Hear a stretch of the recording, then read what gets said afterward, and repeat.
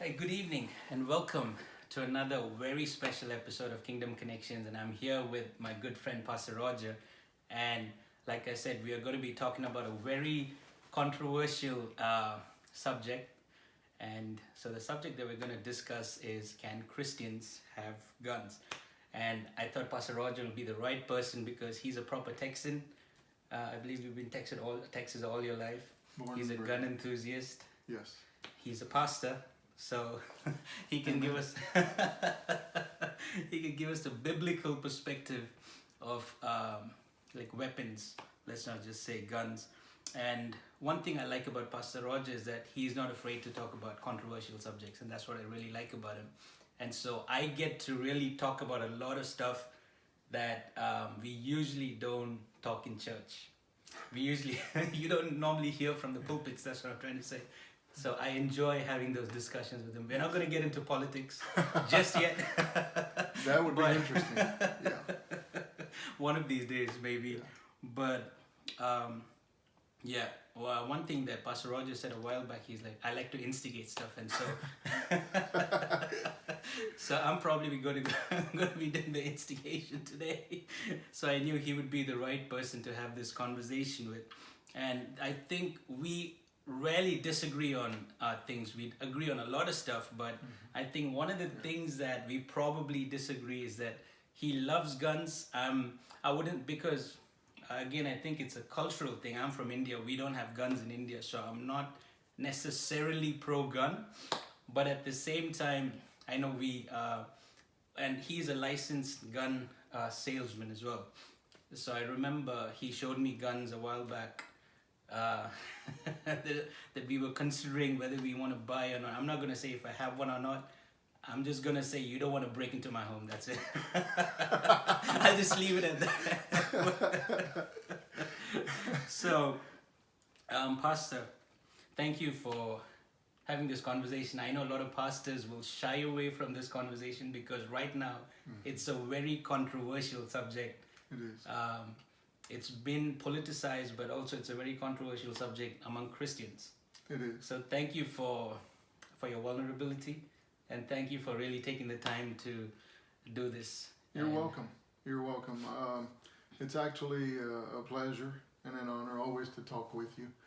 I really enjoy the moments where we're texting all these questions, and it can be 11 o'clock at night, Right. and what do you think about this? And before you know it, time has passed, and we're sharing a lot, and I really enjoy that. I really do.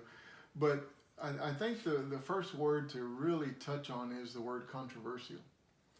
It's only controversial, the subject, because of the political atmosphere Right. and the political agenda attached to firearms. Because firearms have been firearms since the 1600s. Or 1700s, whenever that was. I believe the Chinese people invented the black powder, and that would fire projectiles, the cannons, that kind of thing. So we've had them, but there's never been such a controversial climate as there is now. Right. And there's just a lot of political agendas, and they're really politicizing the negative aspects. But when you look at that, everything has a negative aspect. You know, it may be cliche-ish, but cars have a negative aspect. When you see how many people die from drunk driving accidents, or people that fell asleep, or a self-driving car the other day, a Tesla on automatic pilot, and the guy was asleep behind the wheel. You know, so it's all a matter of preference and how you want to politicize it that makes it controversial. Yeah, that's very true. And you know, people have this very cliche thing. They say that guns kill people. I'm not going to debate on that, but there was a very interesting. I know we both enjoy Dr. Miles Monroe, and he said something really amazing. Like sometime back, a few years back, he said everything in this earth is neutral. He said it depends on which kingdom, as in the kingdom of God or the devil's kingdom, is over that thing at the time. So he gave an example of how the metal in the earth is neutral.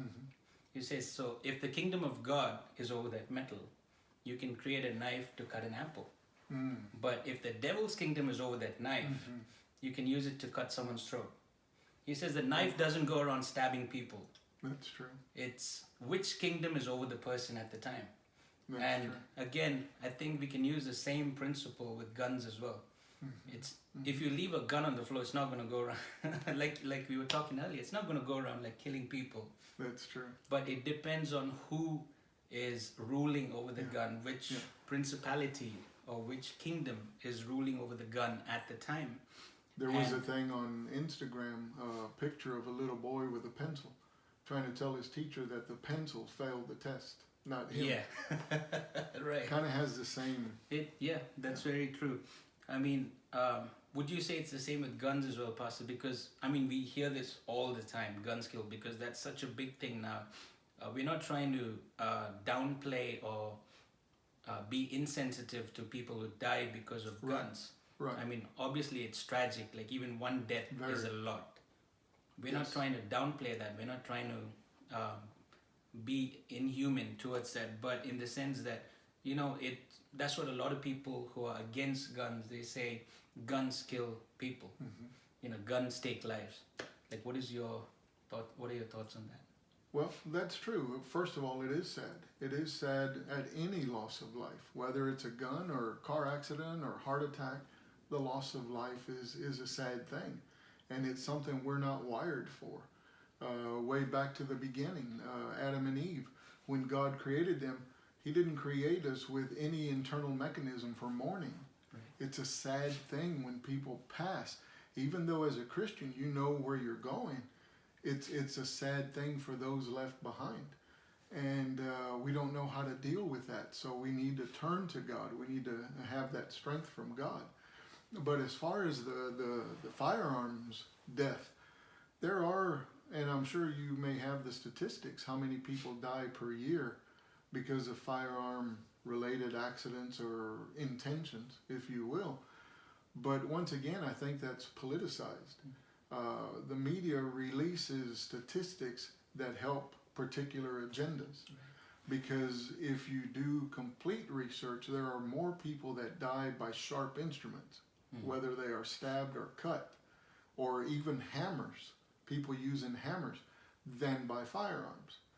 But if you flood the airwaves with the stories and the sad stories, and they are sad, but if you flood it with that and make all the publicity around the negative aspects of firearms, you can turn the political tide and get millions of people on your side and say guns are terrible, they're bad, because look how many people died. All the while ignoring bigger numbers that died by other means with violence attached to them. You know, I think you had the numbers, and we can talk about that, but when you look at how many people have died by firearms over the past year versus how many died with sharp instruments, such as a knife, I think there was more malicious intent to use a knife than the accidental shootings that occurred with the firearms. Whether it was suicide or some guy playing with a gun and accidentally killed himself, but it goes as a death, you know. And you compare that to more people dying with knives and hammers, that was malicious intent. You know, you don't accidentally cut somebody's throat. That was malicious intent. Whereas here, you may have been playing with the firearm and somebody died accidentally. You know, and you don't hear that. You just, you see the media attention at the death itself. And it is sad, but it's politicized a lot, I think.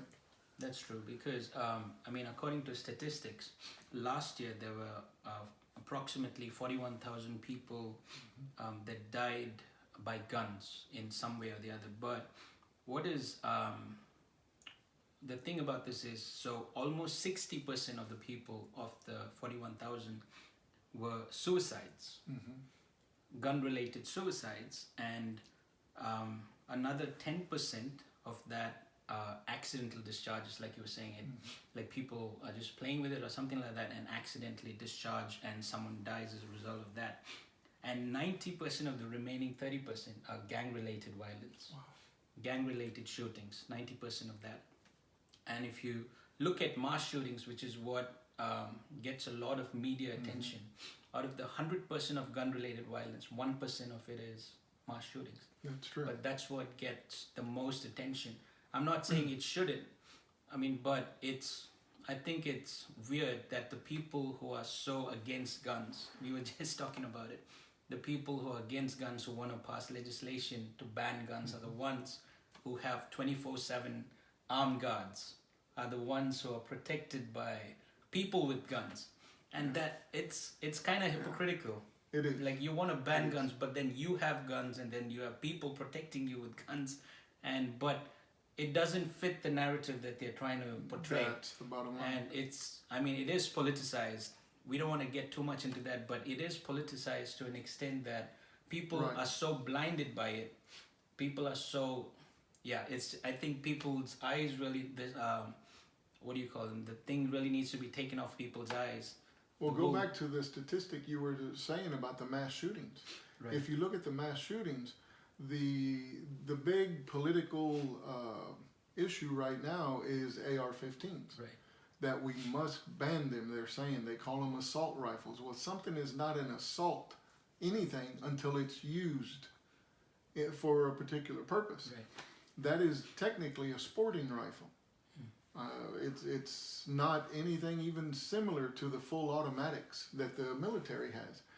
But once again, the mass shootings, if you look at the percentage of firearms used in that, the AR-15 is very minimal. It's hardly ever used in mass shootings. You hear about it because the media promotes and really politicizes the times that it is used. But look at the mass shootings, and you'll see that most of the time it was not an AR-15. But right now, that's the number one thing they're trying to ban because it's so terrible, they say. Yeah, that's very true. And, people, gun rights activists always quote the Second Amendment. And I really had no idea what the Second Amendment was. You always say it's to do with owning guns. But I'll probably get you to comment on that. So basically what it says is a well-regulated militia being necessary to the security of a free state. The right of the people to keep and bear arms shall not be infringed.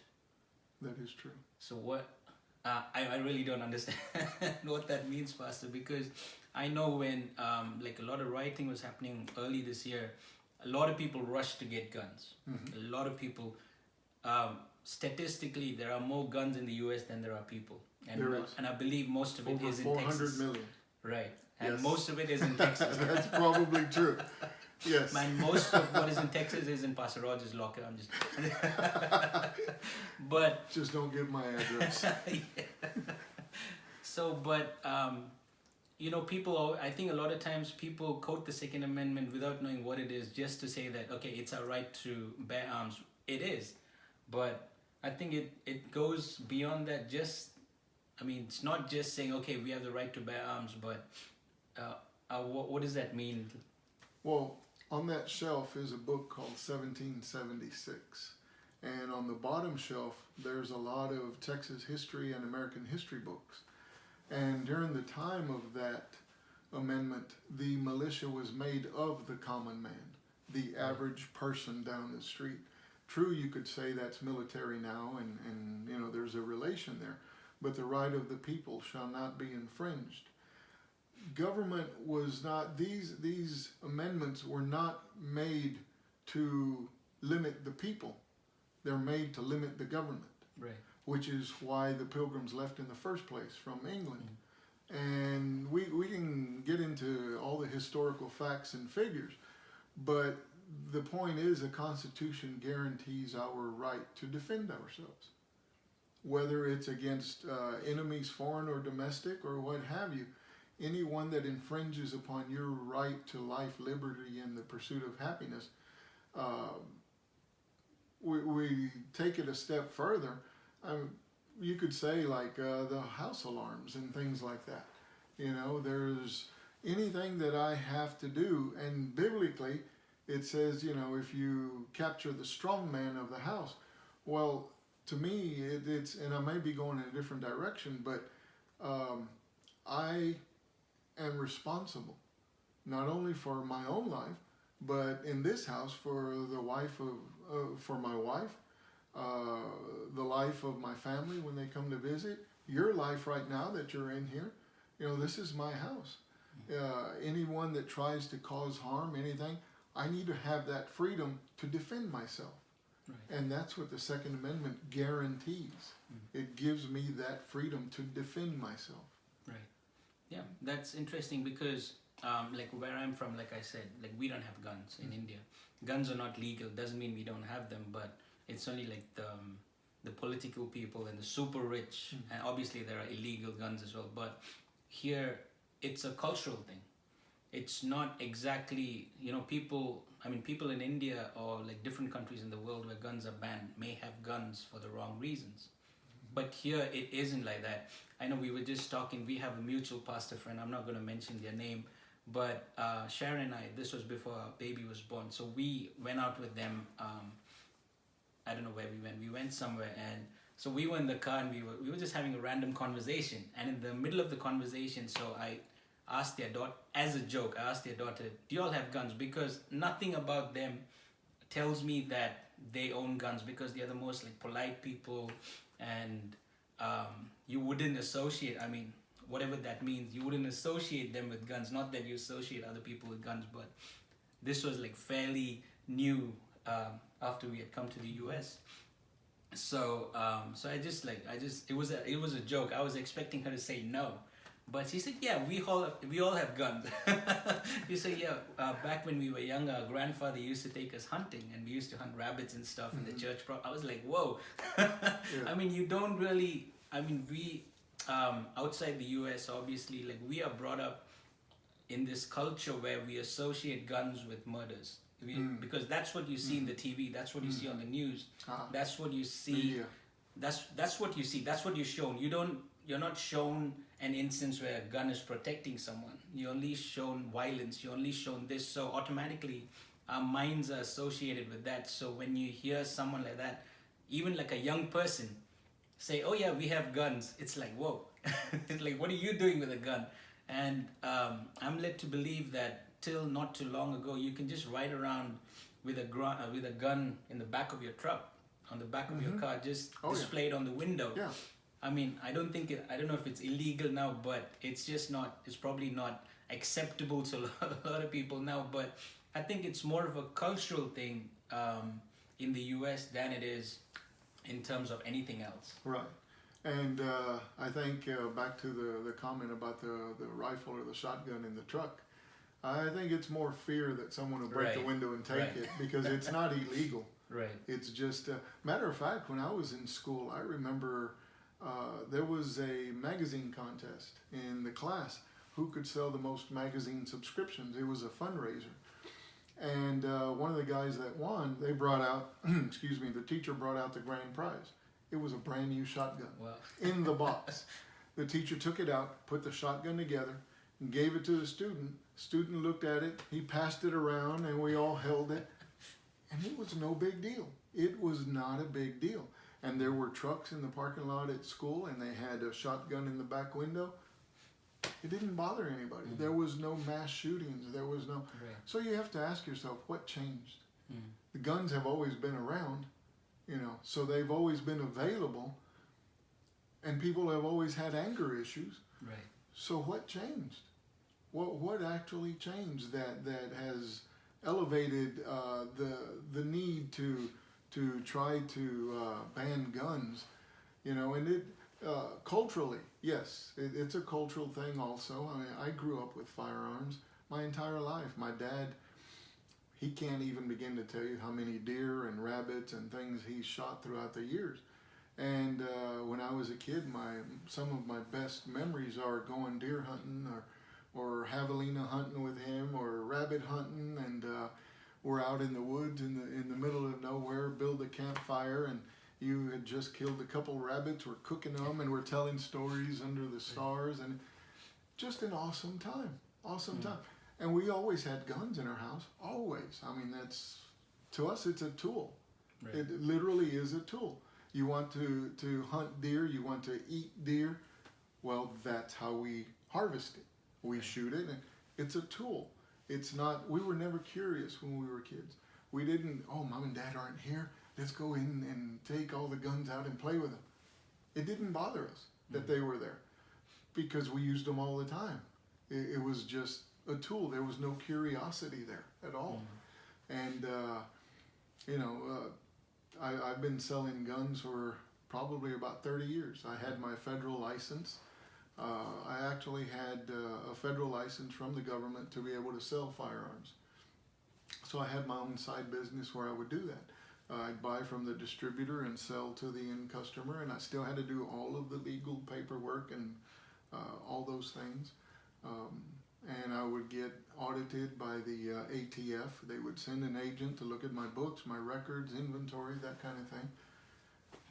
And it's not a problem. It never bothered me. It was never an issue. I own, well, let's just leave it at I own quite a few. And I leave for work in the mornings. I come home in the afternoon and they're still in the safe. They didn't sneak out and go shoot anybody on their own. And I've never had any one of those firearms, try to do that since the time I've owned them. So what is it? What is it? There's a malicious intent now that people they settle their differences quickly, and it's an edged weapon or a firearm, or it's a different world. It is. Yeah. I mean, we were just talking about this person called Dan Bongino. You can go check him out on Facebook and stuff. So he's a political commentator. So he did an interview, and he's pro-gun. So he was a CIA agent in charge of 3 presidents, I think. So he was on presidential duty and stuff like that. So obviously he's pro-gun. And he did this amazing interview with a very liberal talk show host. And so the talk show host is obviously talking about guns and stuff. And he goes, how many guns do you have? And so Dan goes on a list. He's like, oh, I have this, I have that, all this stuff. So the guy, straight away, he goes, so why do you need more than one? So it was just so brilliant. So Dan Bongino, with a straight face, looked at this guy and he goes, why do you have this expensive jacket on? Like, you could have just gone to Walmart and got like a cheap one.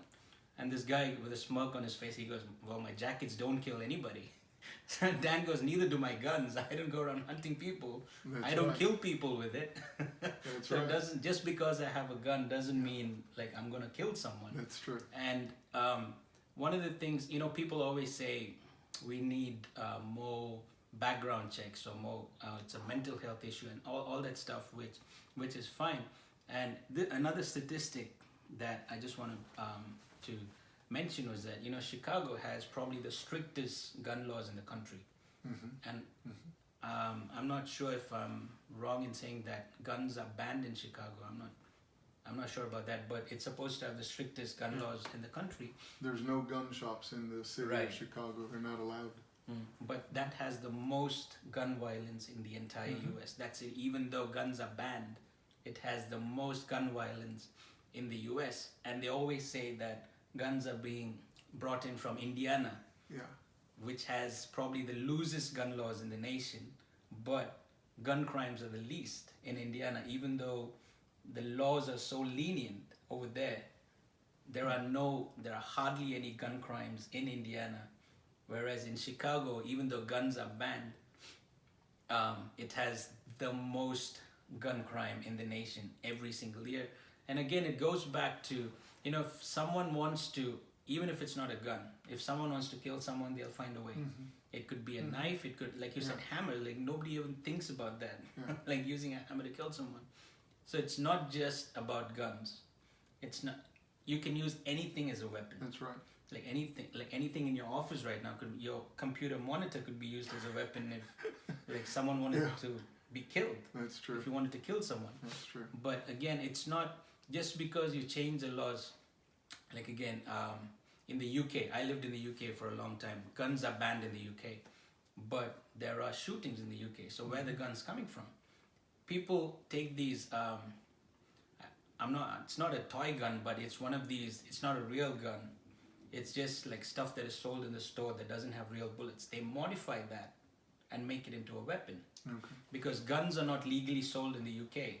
So they find all these things, they make adjustments to it, get wherever they get these bullets from, and then like there's so much gun crime in London, Mm. even though guns are banned. And again, with Australia as well, we always talk about the great gun buyback, Yeah. where all the guns were bought back by the government. But now there are more illegal guns in Australia than there were legal guns before the buyback. Yeah. So it's not, so just because we change the legislation is not, it probably isn't going to change a lot. Just because you're going to amend the constitution, if possible, they're going to try.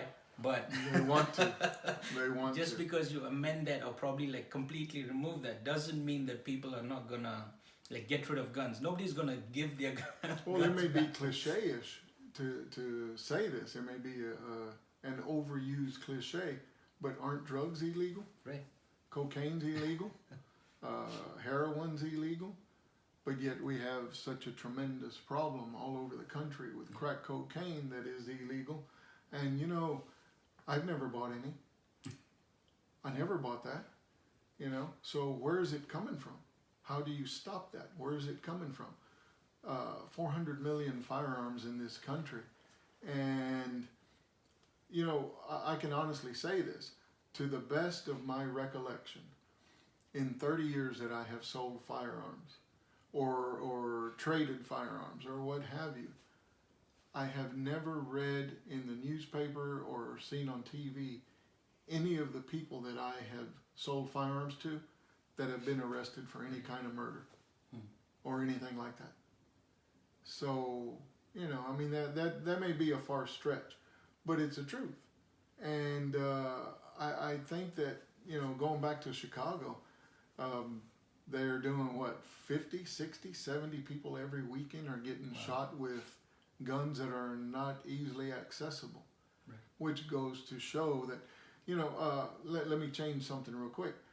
One of the politicians, and I won't say her name, very high-ranking female politician, said that if we could ban firearms and the good guy puts his gun down, the bad guy will follow and see that the good guy put it down, so I'll put mine down too. Right. Wow. Yeah, they were probably doing illegal drugs, but Yeah. when they said that. But I think we'll just shift to more of a biblical perspective because we're talking about stuff in the natural, trying to understand Right. like guns in the US. But, you know, we always say, I mean, at least like back home, that's why even when we move to the US, like people always say, you don't need gun, God protects you. Mm. I mean, that's true. We're not Yes. trying to Yes. minimize that. We're not trying Right. to say he doesn't. Very true. We always, like back home, we always say, oh, we don't need weapons, we don't need protection, we don't need this, we don't need that, because God protects us. And we always use this thing, we say, well, if you get a weapon, you don't have faith. You're not trusting God to protect you, you're putting trust in the weapon. Yeah. You're putting trust in a man-made thing to protect you when God is our protector. We always pray, like, God protect us, God, like all of these things. You know, what do you say to something like that? First of all, yes, I believe that. God is our protector, our healer. God is everything. And we do have to believe that He is keeping an eye on us. And we pray it, you know, yea, though I walk through the valley of the shadow of death, I fear no evil, for you're with me. But I always go back to something that Pastor John Osteen said right before he passed away in 1999. He said, you know, we need a lot of prayer still because we're not in the sweet by and by yet. Right. We're still here where it's nasty now. And that's true. That really is true. Things happen. I go back for an illustration, 9/11, September 11, 2001.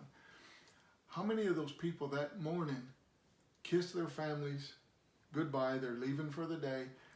Yes, we're going to have meatloaf for dinner. I can't wait to get home, that kind of thing. I'll see you later. I'll pick up the dry cleaning on the way home, blah, blah, blah. They went to work, never came home. I mean, bad things happen. We are living in a fallen world. Bad things happen. And my only question to, when I get confronted like that, well, don't you trust God? And I don't mean this in any kind of a derogatory way, but my question is, Do you lock your doors at night? Mm. Did you just not pray to God, please be with us, watch over my family here in the house, but you went and locked your door? Right. Why did you lock your door? You just prayed for God to protect you. Why do you have a fence around your house? If you have an alarm, and I'm not trying to be a bad guy here or be a jerk in any way, I'm just asking a common sense question. House alarm. You know, you turn on your house alarm at night, but you pray, Lord, please protect us. Why did you turn on your house alarm then? Do you not have faith that He will? Or could it be that sometimes bad things happen because there are bad people but with bad intentions? There's people whose hearts are not pure. They have evil thoughts and evil intentions. And we live in a fallen world, and these things happen. You know, they say every time you're driving down the road and you're going this way and there's a car coming this way, you are 3 feet from death. Right. All that person has to do is sneeze and achoo and pull on the steering wheel. Right. And bad things happen. You know, it's just the way it is because we live in a fallen world. And I'm not trying to make light of that. I believe God walks with me, and God talks with me, and God looks out for me and all these things. But there are bad people with bad intentions. And I will do everything within my power to defend my life, my family, by any means necessary. And it just so happened that I'm into firearms. I'm not a kung fu expert, or else I could rely on kung fu, and somebody may say, well, you know, why did you have to punch him in the throat? And it'll be another thing that you shouldn't have done. You know, but as far as having faith in God, yes, we do have faith in God. But I also believe he think of Nehemiah. Nehemiah, they were rebuilding the city wall with a tool in one hand and a weapon in the other. Why? Why? You know, all these things, you know, even Peter in the garden. Do you think Jesus had no idea that Peter had a dagger on him? I'm sure Jesus knew. And if you read that for what it is, he cut the ear off by accident. Do you think Peter was actually aiming at the ear of all places? I think Peter pulled that thing out and he was aiming for the head. And he just missed, and he cut the ear off. You know, there was some anger there. He was defending Jesus, or that's what he thought anyway. And he pulled that out, and he's aiming at the guy's head, and he just missed and cut the ear off. You know, but did Jesus not know he had it? You know, we can get into all these touchy areas. But yeah, so one of the things that I did earlier this week was, so I put out a post on social media saying that I was going to be having this conversation, and for people especially outside the US, because for us we don't understand it in a cultural sense, or even in like a spiritual sense, because like we don't have guns. So I asked like people to have any questions related to guns. So that was one of the questions and so I was just gonna ask, and you mentioned Peter and Nehemiah, because I was gonna say, is it biblical to own guns? Do you think it's do you think it's biblical? I know it's not in the Bible, like guns per se, but weapons. Do you think it's like, how would, I know you're a pastor, and say like someone who like a Christian despises guns, they're like, oh, guns kill people, all of that stuff, and they come and ask you, how do you as a Christian pastor like defend having guns? Like, is it biblical for anybody to own guns? Well, first of all, you're correct. There is nothing in the Bible about firearms because they weren't around at that time, and neither was the black powder or anything like that. But at the same time, I don't think the issue is the gun. Right. I think we're digging somewhere deeper and asking about the heart. We're asking about the heart of man, because we are implying that a firearm is evil. Right. Because if we say, well, it's not biblical, so you shouldn't have one. Yeah, but are we attaching an evil label to an inanimate object? The object has no legs, it has no thought, no brain pattern, it's not going to get up and do anything on its own. It's just a piece of steel. And that piece of steel is not in the Bible. That is true. But killing is. It goes way back to Cain and Abel. You know, that was a rock. Right. What made him kill with a rock? You know, so to say, can I own this piece of steel? Well, first of all, is it a sin to have this piece of steel? It's not evil by its own nature. Right. Because it's just a tool. For my family, it's a tool. We hunt with it, we shoot paper with it at the range, right. Holes in the paper. And I apologize, it escapes me right now, the scripture where it's found, where Jesus said to sell and buy the sword if you don't have one. And I'm thinking, well, why? Why would you buy a sword? What is a sword for?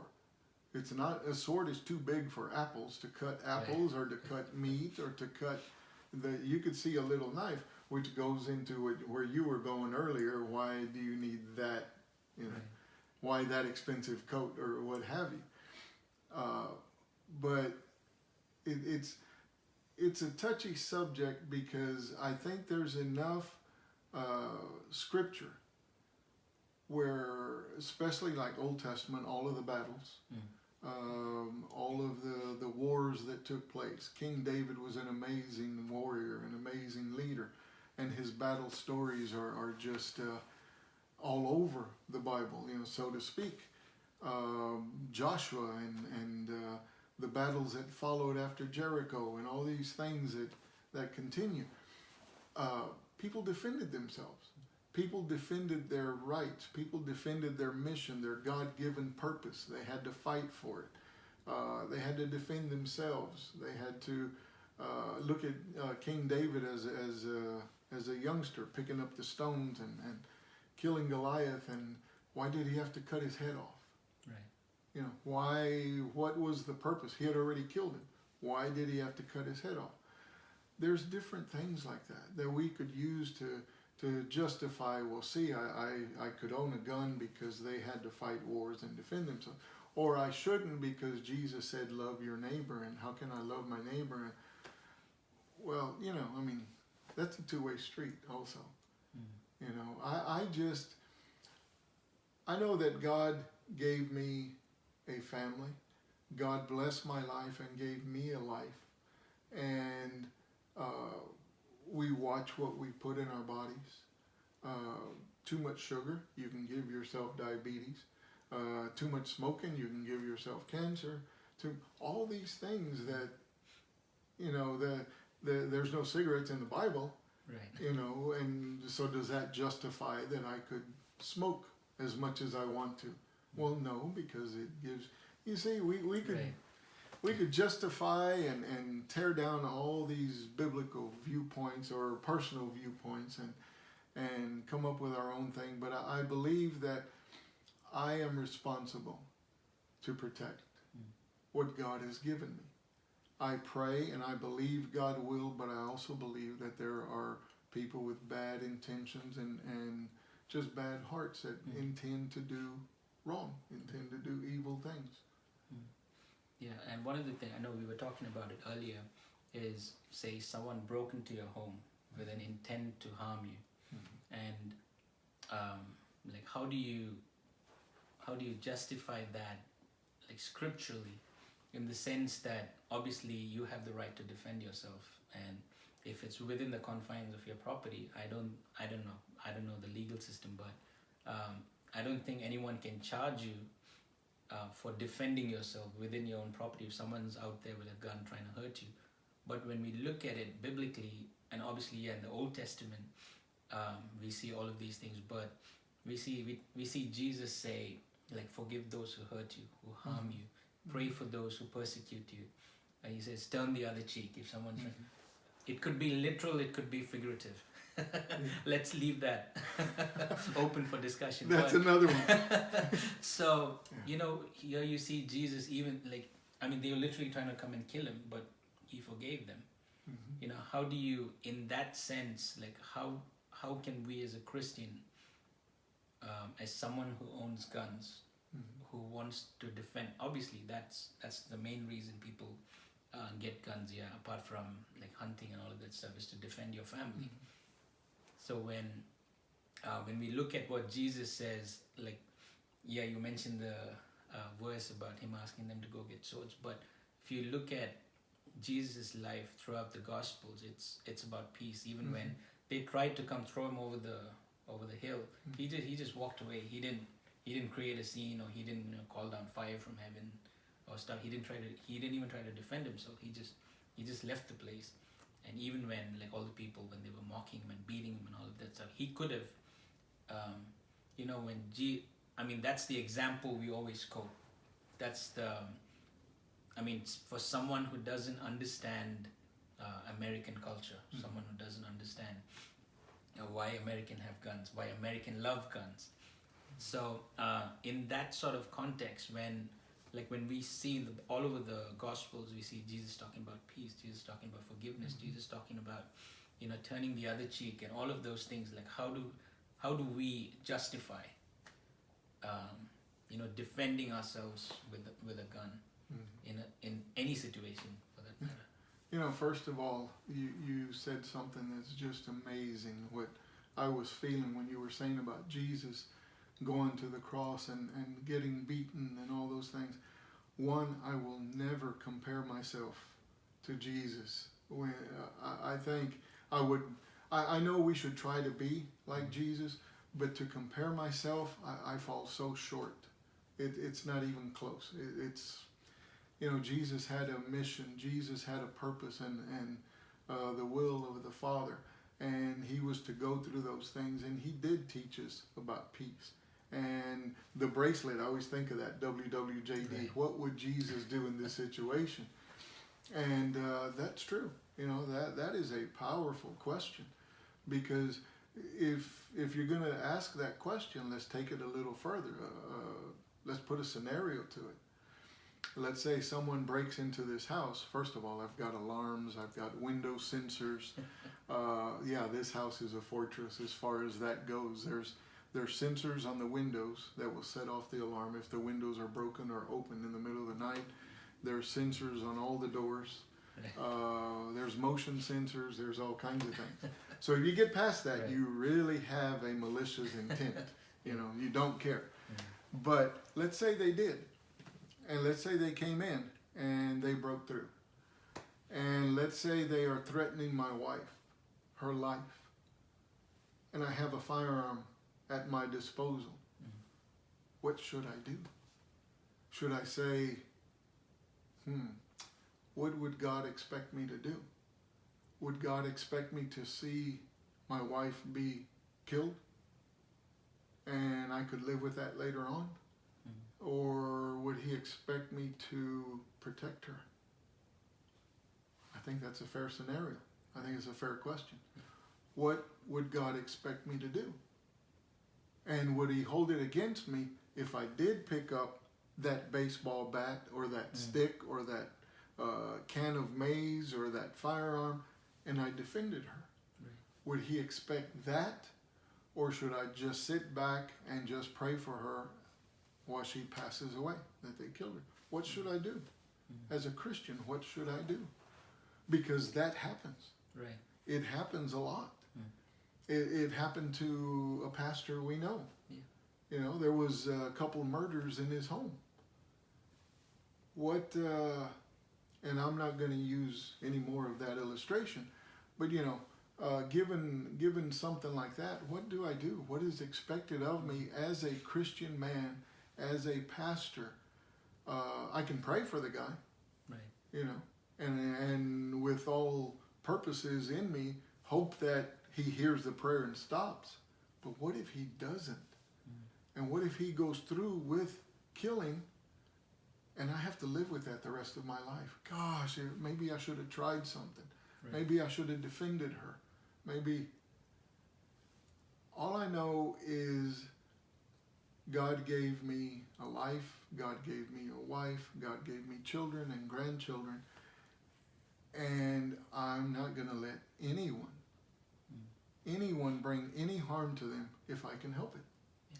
I will do whatever. I will fight a bear, I'll fight a lion.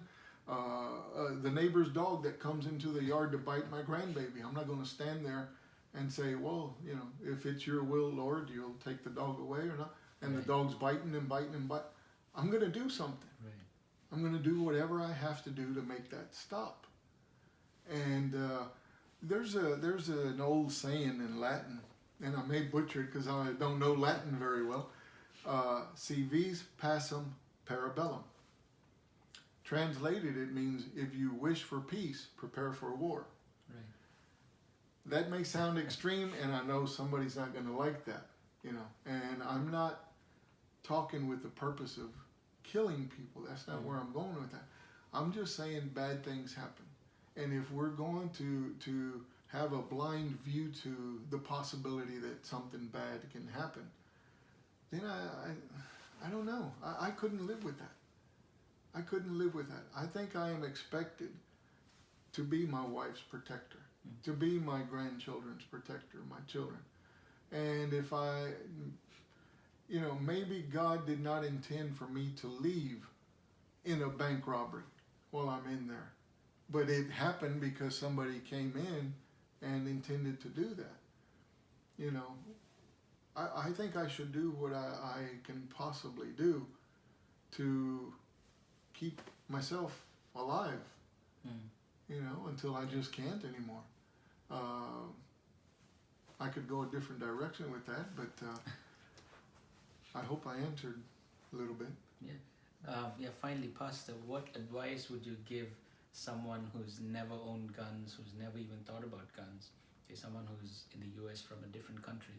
And you know, obviously with the stigma that's attached to it in a lot of cultures, and you know, people think like when you're trying to tell them about guns, like a lot of people think, because I thought that way too, what if like me and my wife got into such a mad argument that I mean, usually you like throw pillows and stuff like that, but there's this gun at your disposal and you're like, obviously you don't intend to. You know, a lot of people think that, because back in India where I'm from, like a lot of people, I've had this conversation after one of the shooting, I think it was Parkland, which a couple of years back. I know a lot of my friends like posted stuff about it, and we were having like this back and forth discussion about guns, and this was one of the things that came up. It's like, apart from that, it's like even like public citizens, maybe law-abiding citizens, you don't know when it snaps. You don't anticipate that. Like, you know, sometimes a lot of people get, Christians also, I'm not saying Christians don't experience that, but you hear of so many pastors like committing suicide, so many pastors killing their families and stuff like that. It's not that they intended to do it. And these are Americans who probably own guns their whole life. It's not, they probably never bought a gun with the intention of killing their families. And I can't remember the name, but a very well-known pastor, I think Pastor Rick Warren's son committed suicide by shooting himself. And there were a lot of other cases as well, like famous pastors, families being killed. I mean, they shoot their and there was one in, I think, Richmond, I think last year, a couple of years back, when one of the pastors, when he shot his family from a church close by. Obviously, I mean, he knows, I mean, these pastors, he or she, they know the value of life because they're teaching about it. And, you know how precious life is, and nobody, I mean, I wouldn't say nobody, but not many people, maybe 99.99% people don't go buy a gun with the intention of killing anybody. Right. But something, obviously it is a demonic thing, but something triggers, you know, that obviously that's what we focus on when we say, what if? We always think about the least of the things which happen to convince ourselves not to do it. In the sense that 99.9% of the times things like that doesn't happen, but that 0.1% of the time, what if?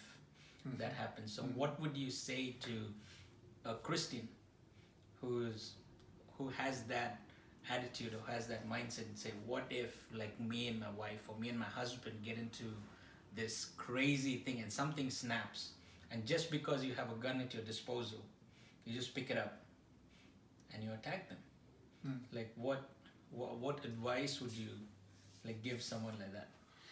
You know, I used to work with this police officer that got into an argument with his wife, and he pulled out his gun, not to cause her harm, but he put it to his own head.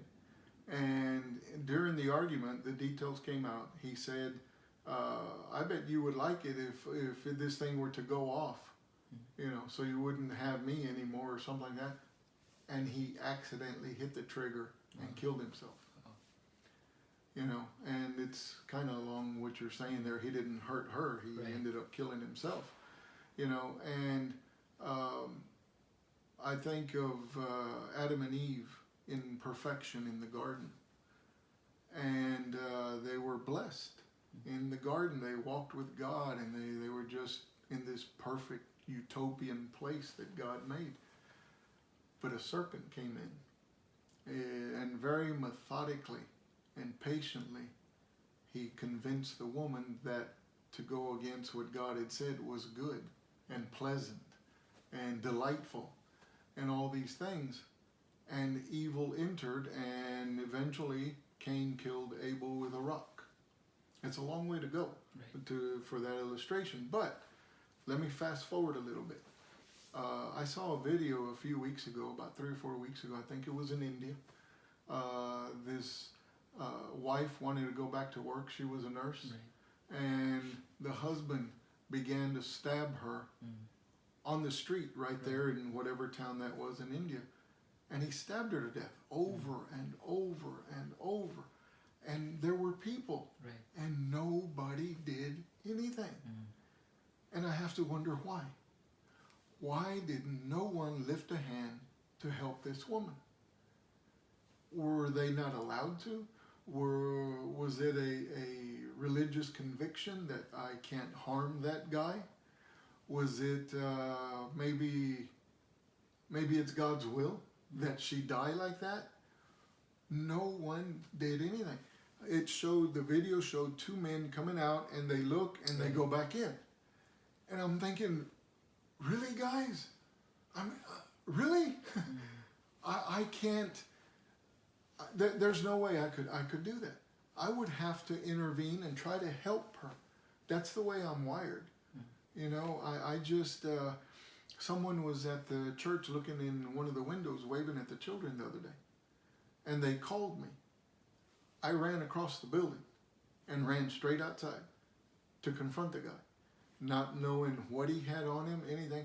That's just the way I'm wired, in security and safety mode to protect the children. I didn't even think twice. You know, and is that a good thing, a bad thing? I don't know. That's just the way I am. I just, I'm always in safety mode. Just to, whether I have a firearm there or not, I'm just being careful. Back to your question, how do you justify that? How do you, I think it's an individual thing. I really do. It's an individual thing. I don't have a bad heart. I don't wish anybody any evil. I don't wish any injury on people. But at the same time, I don't want any injury on me. I don't want anything to fall on my family or my neighbors or my friends. I don't want anything bad to happen to them either. You know, and if I can do anything I can possibly do, I'm going to help you out. I'm going to stand there and figure out how to help you. So is that wrong? I don't see where that's wrong. I really don't. I can't find scriptures where that's wrong. We can go back to the peace again, you know, where Jesus was peaceful. I wish I could be more like Jesus, and I strive every day to be like Jesus. I want to try and be like Jesus as much as I can. But at the same time, you know, that's we're in 2021, and there are some really, really bad intentions out there. The devil he knows his time is short, and he is going to and fro just looking at anything he can possibly do. Yeah, that's true. I think one last question that I was just thinking of. You know, even as society nowadays, I know like the things that you are talking about is the way you are wired is completely different to the way young people nowadays are wired, because everything is, you know, you do it for the likes, whether it be on social media or whether it be for acceptance with friends, family, because we always hear about all this gang related stuff where, you know, they ask you before you join the gang, you need to go kill someone, stuff like that. Yeah. You know, people, and even that example in India that you mentioned is just, you know, people just don't care. Right. People just don't care what and I do. others may, yeah. I do. When others may think, or, you know, everything is about acceptance. So we're not really, a lot of young people are not really wired in a way where you care for someone else. It's all about self.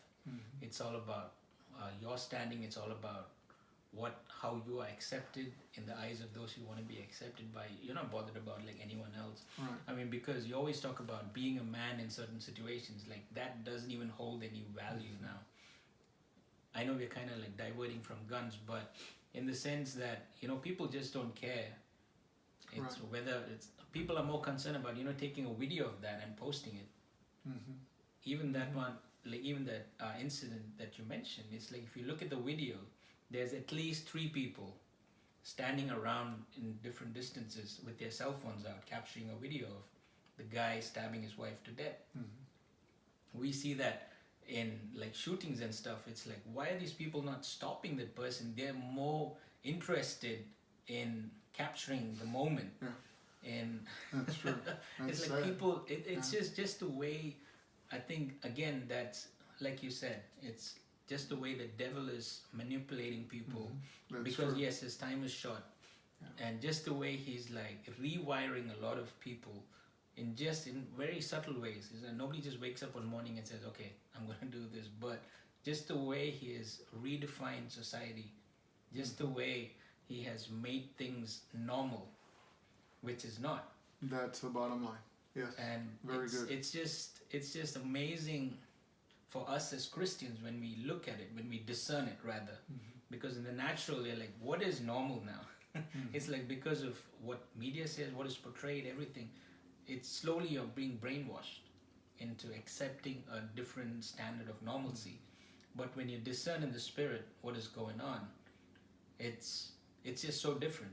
Like even the whole atmosphere in whatever country you're living in, it's not what it used to be like many years back. That's true.